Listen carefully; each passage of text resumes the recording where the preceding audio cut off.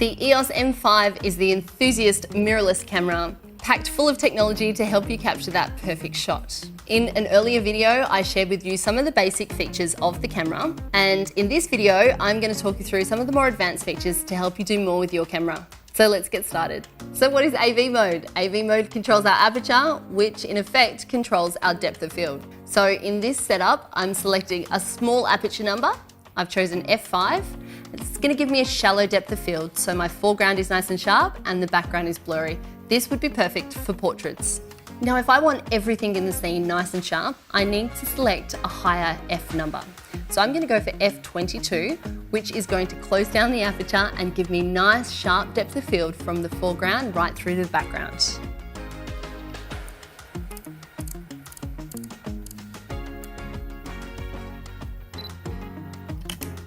This would be ideal for landscapes.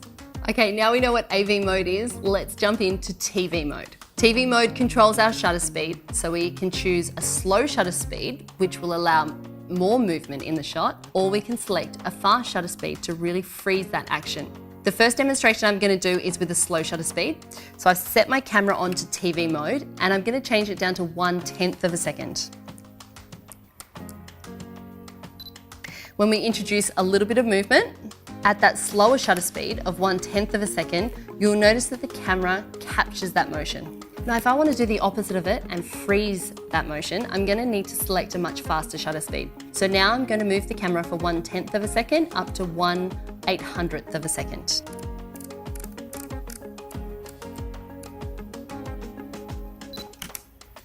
As you can see, even though the subject is moving, with the faster shutter speed, I'm able to really freeze that action and get a nice, clean, sharp shot. So what is time-lapse movie mode? Okay, the first step is to make sure that this top dial here is turned around to the movie mode. From here, you need to select the time-lapse movie mode by pressing this button here on the top left-hand side. Your options are to scroll between auto exposure for movie, manual exposure, and time-lapse. Once the time-lapse movie mode is selected, jump into the custom menu, which is on the right-hand side here. And this is where we can select the number of shots, the intervals, and whether your exposure is fixed per frame or adjusted for each shot. One thing that I really love about this menu here, once you've selected your intervals and your shots, it will tell us the time required to capture that time-lapse movie, and the end playback time would result in a 12-second movie. On the back of the camera here, you can see all of the commonly used menu setups for the camera. I'm going to jump into the AF mode and explain these a little further. In this camera, we have the AF tracking. This is perfect for when you have people in the shot. So if you want to track on moving faces, this is the best mode to select. The next one is the Smooth Zone AF. This will focus within a designated zone. And finally, you have 1-point AF. This is a perfect mode for when you want to be very precise about your autofocus. Right next to those AF modes, we have one shot or servo. So what do these AF operations mean? One shot is perfect for when you want to focus on a still subject. However, if your subject is moving, you might want to switch over to AI servo, which is really helpful for capturing fast moving subjects. If you'd like to try a different look and feel for your images, why not try out some of the built-in Creative Assist filters in your camera? Make sure you turn the mode around to this dial here and select between one of the built-in features. I quite like the HDR, toy camera, or the miniature effect. Now, don't worry if you've forgotten to do this before you've taken the photo. These filters can also be applied to the images in the playback mode. Another really great way to change the look and feel of your shots is to use the camera's built-in picture styles. Now, I like using this menu to jump in really quickly to change my photos to black and white in camera.